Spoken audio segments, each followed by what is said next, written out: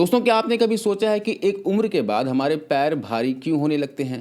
क्यों घुटनों की ग्रीस खत्म हो जाती है? चलिए इसे समझते हैं। तो क्यों जवाब दे रहे हैं आपके पैर? हमारे पैर हमारे शरीर का फाउंडेशन है। जैसे एक ऊंची इमारत की मजबूती उसकी नींव पर टिकी होती है, वैसे ही आपका पूरा जीवन आपके पैरों पर टिका है। लेकिन समय के साथ दो बड़ी चीजें होती है। पहला, बोन डेंसिटी का गिरना। 40 से 50 की उम्र के बाद हड्डियां स्पंज जैसी होने लगती है। कैल्शियम उनके भीतर टिकता नहीं है, बल्कि पेशाब के जरिए बाहर निकल जाता है। दूसरा है क्रॉनिक इन्फ्लामेशन, सूजन। ये वो धीमी आग है जो आपके जोड़ों के बीच के साइनोवियल फ्लूइड यानी ग्रीस को सुखा देती है। जब ग्रीस सूखती है तो हड्डियां आपस में रगड़ खाती हैं और वही कट कट की आवाज़ और असहनीय दर्द पैदा करती है। तो मैं यहाँ पर कुछ ऐसी चीज़ों के बारे में बता रहा हूँ जिसे अगर आपने डाइट में शामिल कर लिया तो इन्फ्लामेशन, जो जोड़ों के बीच में ग्रीस की कमी हो गई है, हड्डियाँ कमज़ोर हो गई हैं, हड्डियों में दर्द होता है, जॉइंट्स घुटनों में दर्द होता है, इसमें आपको ज़बरदस्त फ़ायदा मिलेगा। तो इसे ध्यान से देखिए और नोट कर लीजिए कि कौन कौन सी चीज़ें आपको डाइट में शामिल करना है। तो सबसे पहला है दोस्तों, सफ़ेद तिल और कद्दू के बीज। देखिए, तिल केवल कैल्शियम नहीं है, ये जिंक, कॉपर और सेलेनियम का भी भंडार है। दूध का कैल्शियम शरीर तब तक नहीं सोखता जब तक उसे मैग्नीशियम ना मिले। तिल में ये दोनों ही सही अनुपात में होते हैं। यह आपकी हड्डियों के माइक्रोफ्रैक्चर को भरता है। इसमें सेसमीन होता है जो लीवर को कोलेस्ट्रॉल मैनेज करने में मदद करता है, जिससे नसों में खून का दौरा, ब्लड फ्लो तेज होता है और पैरों का सुन्नपन, झंझनाहट खत्म होता है। कैसे खाना है? 1 टेबल स्पून तिल और 1 टेबल स्पून पम्पकिन सीड्स रात को पानी में भिगो दें। तिल गर्म होते हैं, लेकिन भिगो देने के बाद गर्मियों में भी खा सकते हैं। कद्दू के बीज की तासीर नॉर्मल है और ये ज्वाइंट्स और मसल्स को सपोर्ट करता है। कद्दू के बीज में जिंक और ओमेगा 3 भरपूर होता है। यह जोड़ों की घिसाई को रोकता है और नसों की कमजोरी को दूर करता है। इन दोनों बीजों को भिगो देने के बाद सुबह भीगे हुए बीजों को खूब चबा चबा कर खा लें। यह मांसपेशियों और ज्वाइंट्स, हड्डियों के लिए जादुई काम करता है। इसे 40 दिन तक रेगुलर रोजाना लेकर देखिए, आपके शरीर में जबरदस्त बदलाव दिखेगा। इसके अलावा अक्सर लोग मुझसे पूछते हैं कि संदीप भाई, हल्दी वाला दूध तो सर्दियों के लिए ठीक है, लेकिन गर्मियों में इसे पीने से शरीर में गर्मी बढ़ जाती है और दाने निकल आते हैं। तो क्या गर्मियों में हम जोड़ों के दर्द का इलाज छोड़ दें? बिल्कुल नहीं। आज मैं आपको हल्दी और काली मिर्च के साथ एक ऐसी सीक्रेट चीज़ बताऊंगा जो इसकी तासीर को नॉर्मल बना देगी और आप इसे गर्मी में भी बेझिझक पी सकेंगे। हल्दी का करक्यूमिन दुनिया का सबसे ताकतवर एंटी इन्फ्लेमेटरी तत्व है, लेकिन इसे गर्मियों में लेने का एक खास विज्ञान है। हमारे जोड़ों में दर्द तब होता है जब शरीर में प्रोस्टाग्लैंडिस नाम के रसायन बढ़ जाते हैं। ये वही विलेन है जो दिमाग को दर्द का सिग्नल भेजते हैं। हल्दी इन रसायनों को बनने से ही रोक देती है।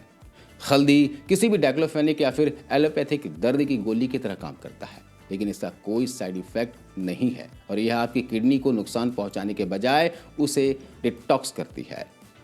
और अगर आप अकेले हल्दी खाते हैं तो हमारा लीवर उसे बाहरी तत्व समझकर तुरंत शरीर से बाहर निकाल देता है। वह खून में पहुंच ही नहीं पाती। तो आपको यहाँ पर इस्तेमाल करना है काली मिर्च। काली मिर्च में पिपरीन होता है। यह लीवर की उस प्रक्रिया को कुछ देर के लिए रोक देता है, जिससे हल्दी का करक्यूमिन आपके खून में 2000% ज़्यादा सोख लिया जाता है। बिना काली मिर्च के हल्दी वाला दूध सिर्फ पीला दूध है, दवाई नहीं है। तो जब भी आप हल्दी का इस्तेमाल करें, हल्दी वाला दूध घर पर बनाएं तो उसमें काली मिर्च जरूर डाला करें। हल्दी और काली मिर्च दोनों की तासीर गर्म होती है।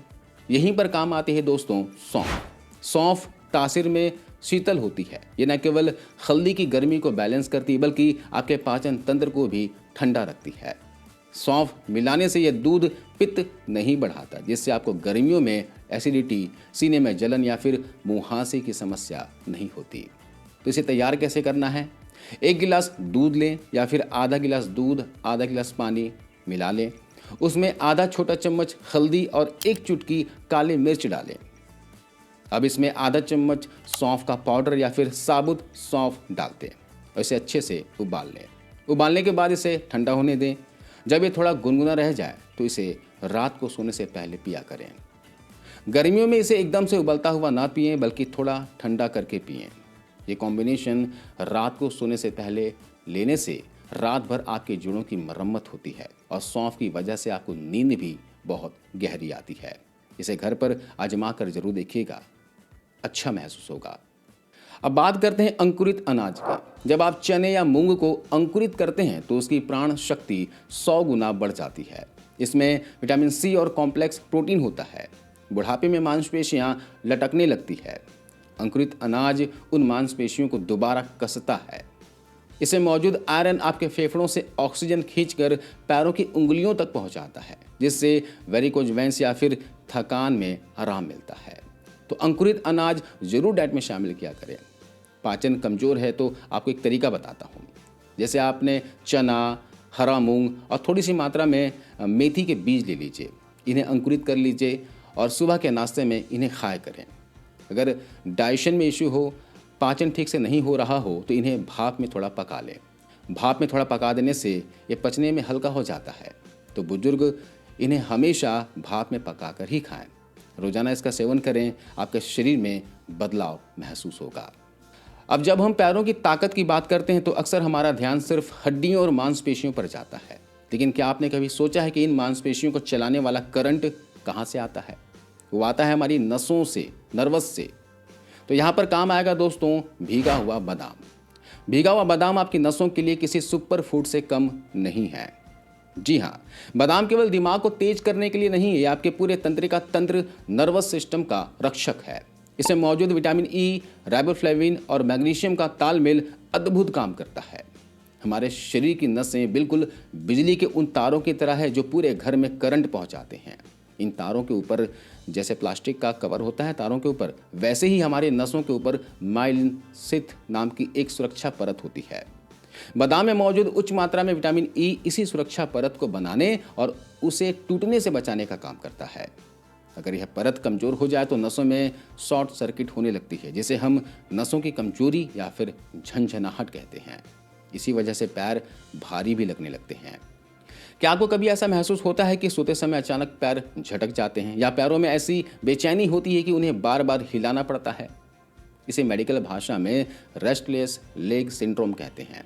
बादाम में मौजूद राइबोफ्लेविन नसों की सूजन को कम करता है और मैग्नीशियम मांसपेशियों को संदेश देता है कि अब शांत होने का समय है। यह आपके दिमाग को सुकून भरे संकेत भेजता है, जिससे नसों की बेचैनी खत्म होती है और आपको एक गहरी, बिना झटकों वाली नींद आती है। हमारी नसें बहुत नाजुक होती हैं दोस्तों, और फ्री रेडिकल्स इन्हें जल्दी नुकसान पहुंचाते हैं। बादाम का एंटीऑक्सीडेंट गुण इन नसों के चारों ओर एक सुरक्षा कवच बना देता है, जिससे बुढ़ापे में होने वाली नसों की कमजोरी का खतरा बहुत कम हो जाता है। अब यहाँ पर बादाम खाने में कुछ लोग गलती करते हैं। बहुत से लोग चलते फिरते सूखा बादाम खा लेते हैं। देखिए, बादाम के भूरे छिलके में टैनिन और फैटिक एसिड होता है, जो शरीर को बादाम के पोषक तत्व विशेषकर मैग्नीशियम और जिंक सोखने से रोकता है। सूखा बादाम पचने में भारी भी होता है और शरीर में गर्मी यानी पित्त बढ़ा सकता है, जिससे फायदे के बजाय नुकसान हो सकता है। तो सही तरीका क्या है? इन्हें भिगोकर छिलकर खाया करें। रात को 7 से 8 बादाम पानी में भिगो दें, सुबह इनका छिलका उतार दें। इससे बादाम पचने में बहुत हल्का हो जाता है।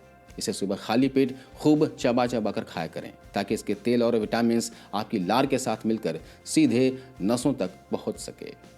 अगर आप बादाम के साथ एक चुटकी खसखस, पॉपी सीड्स भी भिगो दें तो यह नसों की ताकत को दोगुना कर देगा और साइटिका के दर्द में भी राहत देता है। अब जोड़ों के दर्द, गठिया या फिर शरीर की अकड़न की बात आती है तो आयुर्वेद में एक ऐसी औषधि है जिसे वात रोगों का काल कहा जाता है, और वह है मेथी दाना। आज हम इसके पीछे के उस गहरे विज्ञान को समझेंगे जो शायद आपने पहले कभी नहीं सुना होगा। देखिए, मेथी केवल एक मसाला नहीं है, एक बहुत ही शक्तिशाली मेटाबॉलिक हीलर है। इसमें मौजूद डायोस्जेनिन और ग्लैक्टोमैनिन जैसे तत्व हमारे शरीर के भीतर जाकर एक केमिकल इंजीनियर की तरह काम करते हैं। जब हमारे खून में यूरिक एसिड बढ़ जाता है तो वह जोड़ों के बीच में छोटे छोटे कांच के टुकड़ों की तरह जमा होने लगता है। यही वजह है कि सुबह उठते ही एड़ियों और अंगूठों में सुई जैसी चुभन महसूस होती है। मेथी दाना नेचर में क्षारीय होता है, अल्कलाइन होता है। यह खून की एसिडिटी को कम करता है और जोड़ों में जमे उन कड़क क्रिस्टल्स को धीरे धीरे पिघलाकर पेशाब के जरिए शरीर से बाहर निकाल देता है। आपके जोड़ों की क्लीनिंग कर देता है। आयुर्वेद के अनुसार जोड़ों का दर्द वात बिगड़ने से होता है। मेथी का कड़वा रस शरीर में बढ़ी हुई इस फालतू हवा यानी वात को, वायु को और नमी को सोख लेता है। जोड़ों में जब सूजन आती है तो वहाँ फालतू पानी जमा हो जाता है, जिससे पैर भारी लगते हैं। मेथी इस सूजन को ऐसे सोख लेती है जैसे स्पंज पानी को सोख लेता है। एक नेचुरल एंटी इंफ्लेमेटरी है जो बिना किसी साइड इफेक्ट के घुटनों का साइज नॉर्मल कर देता है। मेथी में मौजूद डायोस्जेनिन शरीर के भीतर हार्मोन्स को संतुलित रखता है। उम्र बढ़ने के साथ जब हड्डियां कमजोर होने लगती हैं तो यह यौवन और ताकत को बनाए रखने में मदद करता है, जिससे आप खुद को अंदर से ऊर्जावान महसूस करते हैं।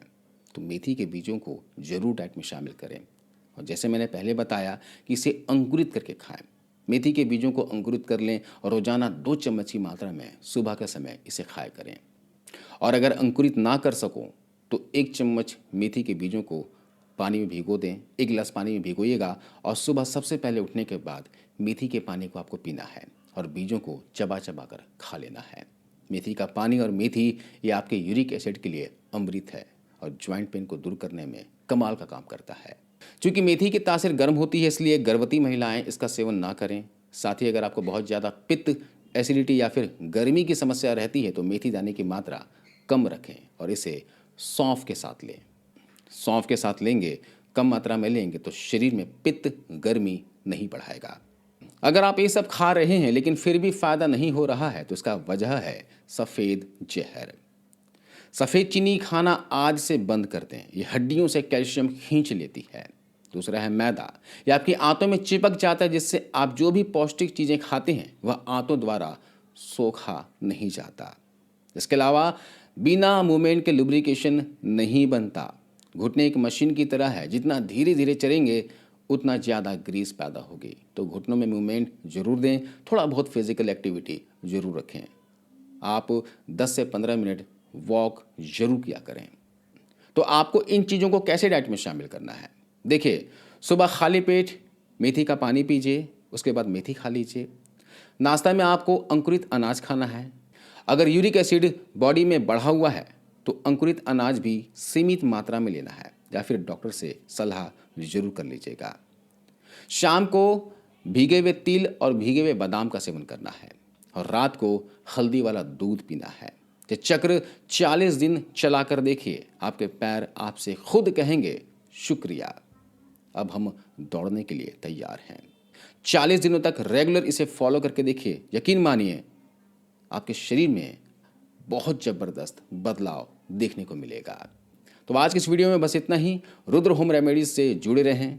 मिलता अगले वीडियो में। अपना ख्याल रखें, अपने परिवार का ख्याल रखें, अपने सेहत का ख्याल रखें। धन्यवाद।